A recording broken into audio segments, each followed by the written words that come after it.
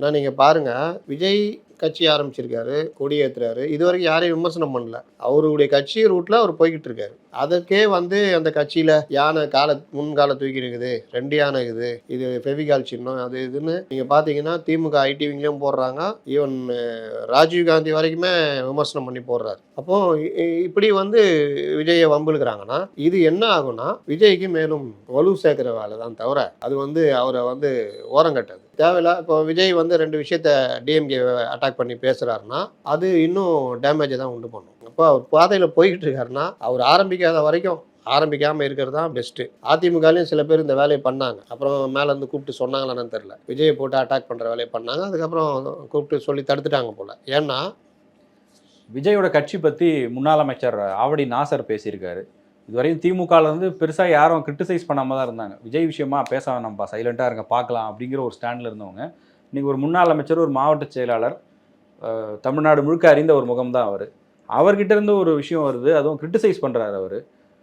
திமுகவுடைய குரலா அது, இல்லை நாசர் தனிப்பட்ட முறை ஏதோ பேசிட்டாரு அப்படின்னு எடுத்து? நீங்கள் அதிமுக ஆட்சியில் சட்டசபையில் அந்த பேச்சு பேசும் பொழுது திமுக தலைவர் கலைஞரை வந்து கடுமையாக விமர்சனம் பண்ணி சில எம்எல்ஏக்கள் பேசுவாங்க. அப்படி பேசுறது வந்து அவங்க ஜெயலலிதாவுக்கு பிடிக்கும். அப்படி பேசுறதுனால எதுக்கு பேசுகிறாங்கன்னா நமக்கு ஏதாவது அது மூலியமான அப்படி பேசி பெரிய பிரச்சனையாகி ஒருத்தர் அமைச்சரானார். விஜயபாஸ்கர் அவர் மாணவர் அணியில் இருக்கும்போது, இது மருத்துவர் இதில் இருக்கும்போது அவரை இம்ப்ரூவ் பண்ணுறதுக்காக ரிப்போர்ட்டருங்கள்ட்ட நியூஸை போடுங்க, அந்த நியூஸை போடுங்கலாம் பேசுவார். அவர் அமைச்சருக்காக ரொம்ப ட்ரை பண்ணிலாம் நடக்கலை. அன்னைக்கு வந்து அவர் ரொம்ப இதுவாக பேசி ஒரு மாதிரி கலைஞரை ரொம்ப அவதூறாக பேசணுன்னா அது ஒரு பெரிய அப்படியே ஒரு இதாகுது சட்டசபைக்குள்ளேயே. கொஞ்ச நாள்லேயே பார்த்தீங்கன்னா அவர் அமைச்சராகிறார். இது எல்லாருக்குமே என்னென்னா அவங்கள புகழ்கிறது ஒரு பார்ட்டு, கலைஞரை திட்டுறது ஒரு பார்ட்டுன்னே இருக்கும் பேச்சில் அவங்க உக்காந்துருந்தாங்கன்னா. அப்போ இதே நடைமுறை இப்போ சமூக வலைதளங்கள் என்ன சொல்கிறாங்க, அவருக்கு மீண்டும் அமைச்சர் ஆகணும்னு ஆசை இருக்காதா, அதனால தான் விஜய் திட்டுறாருன்னு. ஆனால் நீங்கள் பாருங்கள், விஜய் கட்சி ஆரம்பிச்சிருக்காரு, கொடி ஏற்றுறாரு. இதுவரைக்கும் யாரையும் விமர்சனம் பண்ணல. அவருடைய கட்சி ரூட்டில் அவர் போய்கிட்டு இருக்காரு. அதற்கே வந்து அந்த கட்சியில் யானை முன்கால தூக்கி இருக்குது, 2 யானை இருக்குது, இது ஃபெவிகால் சின்னம், அது இதுன்னு நீங்கள் பார்த்தீங்கன்னா திமுக ஐடி விங்லேயும் போடுறாங்க. ஈவன் ராஜீவ்காந்தி வரைக்குமே விமர்சனம் பண்ணி போடுறாரு. அப்போ ஒரு கட்சி அவங்க கொடியில் என்ன பிரச்சனை இருக்குது, இது ஒரு விவாத பொருளா அப்படின்றத யாரும் பார்க்கல. இதை ஒரு விவாத பொருளாக கட்சியுடைய ஸ்போக்ஸ் பர்சனில் அவங்களுடைய ட்விட்டர் பக்கத்தெல்லாம் போடும்பொழுது இவங்க வந்து வம்பிழுக்க ஆரம்பிக்கிறாங்கன்ற மாதிரி தான் இது. ஆனால் திமுகவில் யாரும் விமர்சிக்கலை, அவங்க அமைதியாக தான் போகிறாங்க. உதயநிதி கேட்டப்போ அவருக்கு வாழ்த்துக்கள்னு சொன்னாருன்னு. ஆனால் திடீர்னு பார்த்தா இவரும் கொடி எடுத்துக்கிட்டு இவரும் இஷ்டத்துக்கு பேசுகிறத பார்க்குறோம். ஃபஸ்ட் டைம் திமுகவில் ஒரு முன்னாள் அமைச்சர் அவர் வந்து இந்த மாதிரி பேசுகிறாருன்னா அது திமுகவுடைய கருத்தா, அவருடைய கருத்தா அப்படின்றது இனிமேல் தான் அது இதாக மாறும். அப்போது இப்படி வந்து விஜயை வம்பிழுக்கிறாங்கன்னா இது என்ன ஆகும்னா விஜய்க்கு மேலும் வலு சேர்க்கிற வேலை தான் தவிர அது வந்து அவரை வந்து ஓரங்கட்டாது. நீங்கள் வந்து திருப்பி திருப்பி வம்பு இழுத்தீங்கன்னா, இப்போ அவங்களில் 4 பேர் பதில் சொன்னாங்கன்னா இது விவாதமாக மாறுச்சுன்னா நீங்கள் வந்து தேவையில்ல. இப்போ விஜய் வந்து 2 விஷயத்த டிஎம்கே அட்டாக் பண்ணி பேசுகிறாருன்னா அது இன்னும் டேமேஜை தான் உண்டு பண்ணும். அப்போ அவர் பாதையில் போய்கிட்டு இருக்காருன்னா அவர் ஆரம்பிக்காத வரைக்கும் ஆரம்பிக்காமல் இருக்கிறது தான் பெஸ்ட்டு. அதிமுகலையும் சில பேர் இந்த வேலையை பண்ணாங்க. அப்புறம் மேலேருந்து கூப்பிட்டு சொன்னாங்களான்னு தெரில. விஜயை போட்டு அட்டாக் பண்ணுற வேலையை பண்ணாங்க. அதுக்கப்புறம் கூப்பிட்டு சொல்லி தடுத்துட்டாங்க போல். ஏன்னா நீங்கள் அந்த ரசிகர் இருக்காங்கல்ல, நீங்கள் நாளைக்கு ஏதாவது ஒரு மாறும், ஏதாவது சூழ்நிலை மாறும், நீங்கள் போட்டு அடிக்க ஆரம்பிச்சிங்கன்னா அந்த வன்மம் வந்து இருந்துகிட்டே இருக்கும். உங்களுக்கு எதிரான வாக்குகளாக மாறும். பொதுவாக பார்க்குற மக்கள் என்ன பண்ணார் அவர் வாட்டில் கட்சி அவர் ஆரம்பிக்கக்கூடாதா? இவங்க எப்போவுமே இப்படி தான் ஒரு முடிவு எடுத்தாங்கன்னா அந்த பொதுவான வாக்குகளும் உங்களை விட்டு போகிறதுக்கான இதாகும். இதுதான் வந்து எம்ஜிஆருக்கும் நடந்தது. எம்ஜிஆரும் வெளியில் வராரு, இது பண்ணுறாரு. ஏராளமான ரசிகைகள் இருக்காங்க, பெண் ரசிகைகள் அதிகமாக அவருக்கு, தாய்மார்களுடைய ஆதரவு இருக்குது. அவரை போட்டு அடிக்க என்ன ஆச்சு, நான் என்ன பண்ணேன், நான் இது பண்ணேன் அப்படின்னு அவர் போக போக அது அப்படியே கிட்டத்தட்ட அது ஒரு 15-20 வருஷம் அந்த வாக்காளர்கள் அடுத்தடுத்து வர்றாங்களா அவங்க வாக்குகள் அப்படியே நின்றுச்சு ஏடிஎம்கேக்கு. பெண் வாக்காளர்களுடைய இது அது ரொம்ப கஷ்டப்பட்டாங்க அவங்க மாற்றுறதுக்கு. அதனால் இந்த வரலாறுலாம் இருக்குது. நான் ஆவடி நாசருக்கும் அது தெரியும். சரி ஏதோ ஒரு பிரச்சனையில அவர் கொண்டு போகிறாரு. பாஜக மாநில தலைவர் அண்ணாமலை எடப்பாடி பழனிசாமியும் விமர்சனம் பண்ணியிருக்காரு. சாதாரண விமர்சனம் இல்ல. தனிப்பட்ட முறையில அவர கிரிட்டிசைஸ் பண்ணி பேசுறாரு. இவ்வளவு நாள் கொஞ்சம் அப்படியே அமைதியா போற மாரி தான் தெரிஞ்சது. இப்ப திடீர்னு அதிமுக பக்கம் ஏன் வண்டிய திருப்புறாரு அண்ணாமலை? அதாவது அண்ணாமலை வந்து ஒரு இளம் தலைவர். ரொம்ப கருத்துக்களை ஆக்ரோஷமாக வைக்கக்கூடியவர். நான் பல இதில் சொல்லியிருக்கேன். அவர் வந்து அதிகமாக அடிக்கணும்னா ஆளுங்கட்சியை தான் அடிக்கணும். அதுதான் கரெக்டு. அவர் என்ன தப்பை பண்ணாருன்னா, பிஜேபியை வளர்க்கிறேன் அப்படின்ற இதில் வளர்ந்துருக்குதான்னா அந்த வாக்கு சதவீதம்லாம் உயர்ந்திருக்கு. அது ஓகே. ஆனால் இன்றைக்கி தமிழிசை இன்னைக்கு கூட பேசுகிறாங்க. நம்முடைய கோல் திமுகவை வீழ்த்த வேண்டும் அப்படின்னு.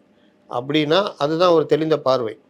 அப்போ திமுகவை வீழ்த்த வேண்டும்னு அண்ணாமலை நினைக்கிறாருன்னா, அவர் வந்து அதிமுகவோட கூட்டணி சேர்ந்து வீழ்த்துறது தான் கரெக்டாக உங்களுக்கு இதாக இருக்கும். நான் ஏற்கனவே நம்ம இதில் தான் சொன்னேன்னு நினைக்கிறேன். அதாவது மூப்பனார் 96ல் காங்கிரஸ் அதிமுக கூட போகுதுன்னொன்னா, ஒரு 5 ஆண்டு காலம் மகா ஊழலில் மாட்டின ஒரு கட்சியோட காங்கிரஸ் போனால் காங்கிரஸுடைய எதிர்காலம் கேள்விக்குறியாகும்னு சண்டை போட்டு கேட்காததுனால உடச்சிக்கிட்டு வெளியில் வந்து தமாகவை உருவாக்குறாரு. ஜெயலலிதா கூட இருக்கிற ஷோவே வெளியில் வந்து ஜெயலலிதாவுக்கு எதிராக அரசியல் பண்ணுறாரு. சுப்பிரமணியன் சாமி திமுகவுக்கு எதிரானவர். அவரே வந்து திமுகவோட சேர்ந்து அரசியல் பண்ணுறாரு. ரஜினிகாந்த் வந்து அரசியல் பண்ணுறாரு. அப்போது அந்த அரசியல் 98-9 மாறுது. 2001 அடுத்த 5 ஆண்டு ஜெயலலிதா கூட மூப்பனார் சேர்றாரு. எதுக்காக? எந்த மூப்பனார்? ஜெயலலிதா கூட காங்கிரஸ் சேரக்கூடாதுன்றதுக்காக காங்கிரஸை உடைச்சிட்டு வந்து தமிழ் மாநில காங்கிரஸ் உருவாக்குன மூப்பனார் ஜெயலலிதா கூட சேர்றாரு. எதுக்கு சேர்றாரு? பிஜேபி கூட திடீர்னு திமுக கூட்டணி வைக்குது. இது முற்றிலும் மாறுபட்ட இது. அப்போ திமுக கூட்டணி வீழ்த்தப்பட வேண்டும். அதுக்கு நான் மதவாதமாக இதுவா ஊழலா அப்படின்னு பார்த்தா எனக்கு இது பரவாயில்ல அப்படின்ற மாதிரி தான் சேர்றாரு. அதிமுக கூட்டணி ஜெயிக்குது. ஒரு நல்ல லீடர்ஷிப்புக்கு இதுதான் அழகு. இப்படி போனீங்கன்னா தான் நீங்கள் கட்சியும் இதாகும். ஆனால் நீங்கள் என்ன பண்ணுறீங்க? உங்களுடைய அனுபவமின்மை, நீங்கள் பண்ணுற உங்களுக்கு மேலே இருக்கிற அந்த இது ஆதரவு கீழே எந்த கட்சி தலைவர்களையும் எந்த சக தலைவர்களையும் கேட்காத போக்கு.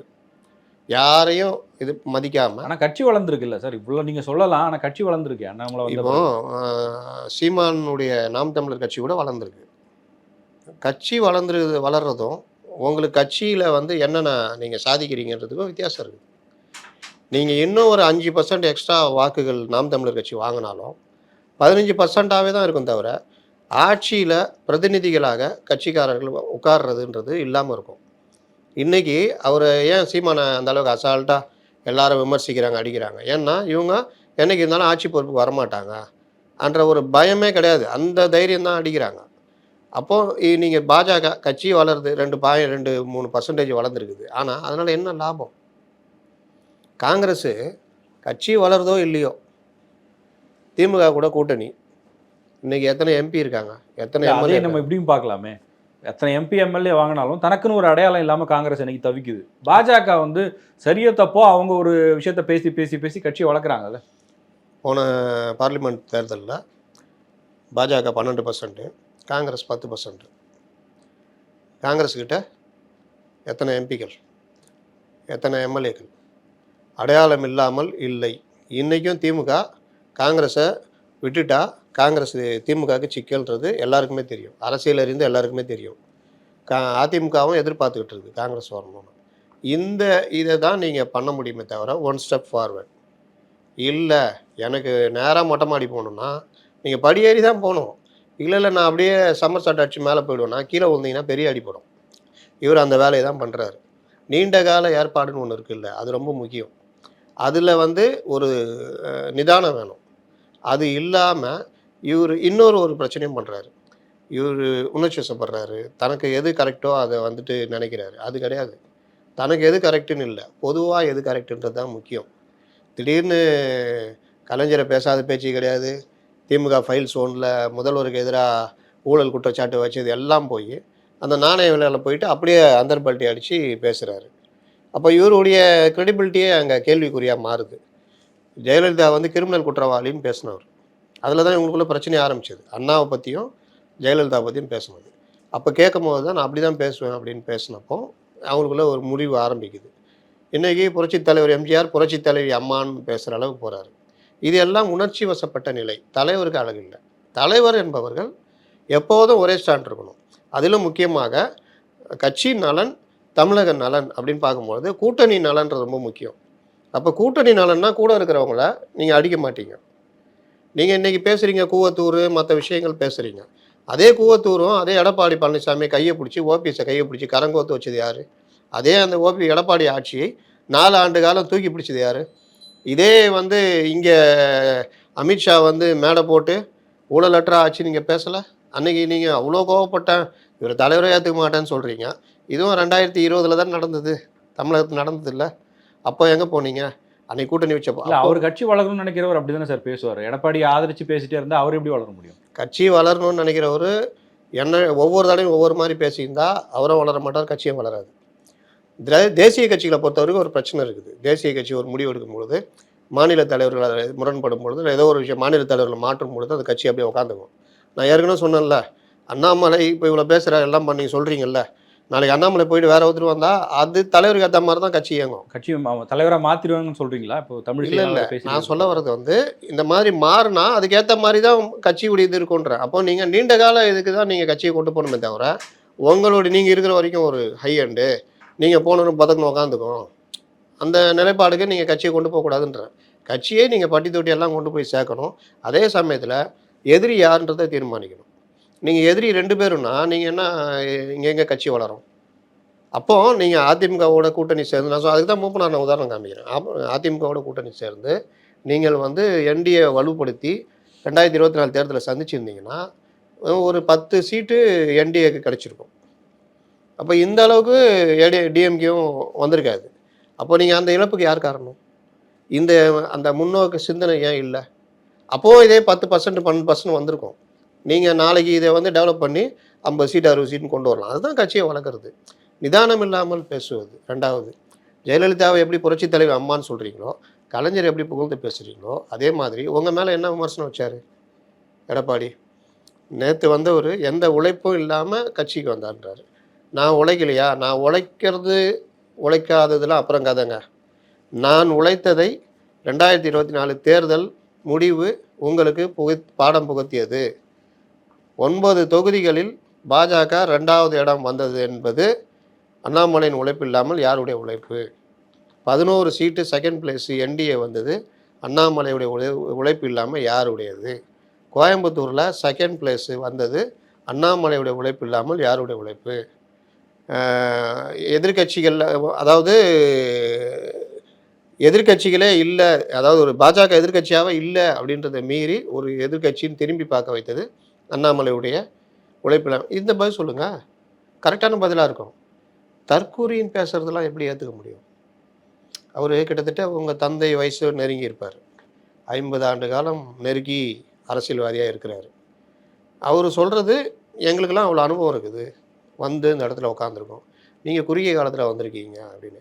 அதை தான் நானும் சொல்கிறேன். குறுகிய காலத்தில் வந்ததுடைய அனுபவமின்மையுடைய வெளிப்பாடு தான் இன்றைக்கி இது நடக்குது. பாஜக தலைவர் இன்றைக்கி தமிழிசை நீங்கள் சொல்கிறீங்க எந்தாலும் திமுகவோட கூட்டணி இல்லைன்றீங்க. இது உணர்ச்சி வசப்பட்ட பேச்சு. தெளிவான பேச்சுன்னா தமிழிசை கேட்குறாங்க. அவங்க என்ன சொல்கிறாங்க? அப்படி ஒரு முடிவுக்கு வந்துட முடியாது. அது மாநில தலைவர் என்கிற முறையில் அவருடைய சொந்த கருத்தாக இருக்கலாம். அது அவரு சொல்கிறாரு. ஆனால் இது வந்து அப்படி இல்லை. தேர்தல் நேரத்தில் தலைவர்கள் உட்கார்ந்து பேசி எடுக்கக்கூடிய முடிவுன்றாங்க. அதுதான் நிதானமான ஒன்று. இப்போது நாங்கள் மெம்பர்ஷிப் கவனம் செலுத்தணுன்றாங்க. இதுதான் நிதானம். அவங்கள சங்கடப்படுத்துகிற இன்னொரு கேள்வின்னா, இந்த மாதிரி பேச்சை நீங்கள் எப்படி பார்க்குறீங்கன்னு. அவங்க பாவம் ஒன்றும் பண்ண முடியல. தலைவராக காரியகர்த்தாவாக தலைவரையுடைய பேச்சை மதிக்கிறேன். அதே சமயத்தில் என்ன கேட்டால் ஒரு தலைவர்ன்றப்போ அவருக்கு உரிய மரியாதை கொடுத்து தான் பேசணுன்றது. ஏன் இதை நம்ம சொல்ல வரோன்னா, நீங்கள் இன்றைக்கி ஜெயலலிதா கிரிமினல்னு சொன்னதும் இன்றைக்கி புரட்சி தலைவி அம்மான்னு சொன்னதும் விமர்சிக்கப்படுதில்ல. இன்றைக்கி தற்கூரி தவழ்ந்து வந்தவர் நம்ம திமுக விமர்சனம் பண்ணுறதே சொல்கிறோம். நீங்கள் ஏன் இப்படி பேசுகிறீங்க? விமர்சிக்க 1000 விஷயங்கள் இருக்குது எடப்பாடி பழனிசாமியை பற்றி. அதை வச்சு விமர்சிங்க. இந்த மாதிரி விமர்சிக்குதுன்றது உங்களுடைய தரத்தை தான் இறக்குமே தவிர அவர் இதாகாது. அப்போ அதே வார்த்தைகளை நீங்களும் போடுகிறீர்கள். அதை தாண்டி தற்கூரி அப்படின்றீங்கன்னா, ஒரு முதல்வராக இருந்தவர் தமிழக அரசியல் நல்லா தெரிஞ்சவர். நீங்கள் இன்றைக்கி தமிழ்நாட்டில் இருக்க எல்லா பிரச்சனையும் பற்றி பேசணும்னா பேசக்கூடியவர். அவர் எப்படி தற்கொலையாக இருக்க முடியும்? ஒரு கட்சியுடைய பொதுச் செயலாளர், தேர்ந்தெடுக்கப்பட்ட பொதுச் செயலாளர். எப்படி அப்போ அந்த வார்த்தைகள்ன்றது வந்து ரொம்ப முக்கியம். இவர் அதை பற்றி கவலையே படாமல் இன்னைக்கு இந்த வார்த்தையை விடுறாரு. ஒரு 2 வருஷம் பொறுத்து அண்ணாமலையே தலைவராக நீடித்து என்டிஏவோட ஏடிஎம்கே கூடுது. அன்னைக்கு நீங்கள் வந்து அண்ணன் எடப்பாடின்னுவீங்களா, தற்கொலை எடப்பாடின்னுவீங்களா? அப்போ வார்த்தைகள் வந்து புறா வேகத்தில் போகும். 4 யானை கட்டி இழுத்தாலும் இழுக்க முடியாதுன்றது நபி மொழி. அப்போ அது நீங்கள் தலைவர்கள் பார்த்து தான் வார்த்தையை பிரயோகிக்கணும். உணர்ச்சி வசப்பட்டு முன்னாடி 10 பேர் கை தட்டுறான்னு என்ன வேணால் பேசிடக்கூடாது. உங்கள் வார்த்தை தான் உங்களுடைய கட்சியுடைய நிலைப்பாடு. உங்கள் வார்த்தை தான் உங்களுக்கு மரியாதை, உங்கள் கட்சிக்கு மரியாதை, சம்மந்தப்பட்டவங்களுக்கும் மரியாதை. இதை வந்து அவர் வந்து கடைப்பிடிக்கணும். என்ன பிரச்சனை அப்படின்னா, சமூக வலைதளங்கள்லாம் பார்த்தீங்கன்னா இந்த மாதிரி டாக்ஸிக் இந்த மாதிரி விஷயங்கள் தான் ரொம்ப. அப்போ அந்த அதை தான் பேட்டர்ன்லயே அவரும் போறாருன்னு சொல்றேன். அந்த அந்த பேட்டர்ன் பேட்டர்ன் தான் தலைவருடைய இது மாறுது. அவர் சொன்னார்ல, என்ன பாஷையில் என்கிட்ட பேசுகிறீங்களோ அந்த பாஷையில் நான் பதில் சொல்லுவேன்னு. அப்படி சொல்லணும்னு அவசியம் இல்லை. அண்ணாவை விமர்சிக்காததா காங்கிரஸார்? ஆனால் அவர் அது அப்படி பேசலையே. நீங்கள் அதுக்கேற்ற மாதிரி கௌரவமாக பேசினா உங்கள் மரியாதை கூடும். சப்ஜெக்ட் பேசுனீங்கன்னா இன்னும் மரியாதை கூடும். ஏன் பாஜகலாம் இல்லையா? தமிழிசை இல்லையா? ப்ரொஃபஸர் சீனிவாசன் இல்லையா? இல்லை பொன்னார் இல்லையா? எவ்வளோ பேர் இருக்கிறாங்க. அவங்களாம் வந்து இந்த மாதிரி வார்த்தை பிரயோகம் யூஸ் பண்ணுறது இல்லையா? அவங்கள ஏற்றுக்க மாட்டாங்க, பாஜகவில் ஏற்றுக்க மாட்டாங்க. என்னமோ தெரில, அவர் ஏன் இவ்வளோ கோபத்தோடு பேசினார்னு தெரியல. தமிழகமும் இதை வந்து ஏற்றுக்காது. பொதுவாக நம்முடைய இதுன்னா, நான் ஒரு பத்திரிகையாளராக சொல்கிறது என்னென்னா, விமர்சனம் என்பது கொள்கை ரீதியான விமர்சனமாக இருக்கணும். தனிப்பட்ட விமர்சனமாக இருந்தால் அது பேசுபவருடைய தரத்தை தான், அவருடைய மரியாதை தான் குறைக்கும். இது நான் மட்டும் சொல்ல, மார்க்சிஸ்ட் கம்யூனிஸ்ட் கட்சியுடைய மறைந்த தலைவர் சங்கரையா கூட பல மேடைகளில் சொல்லுவார், கொள்கைகளை விமர்சியுங்கள் அப்படின்னு. இது எல்லாருமே கடைப்பிடிக்க வேண்டியது ரொம்ப முக்கியம்.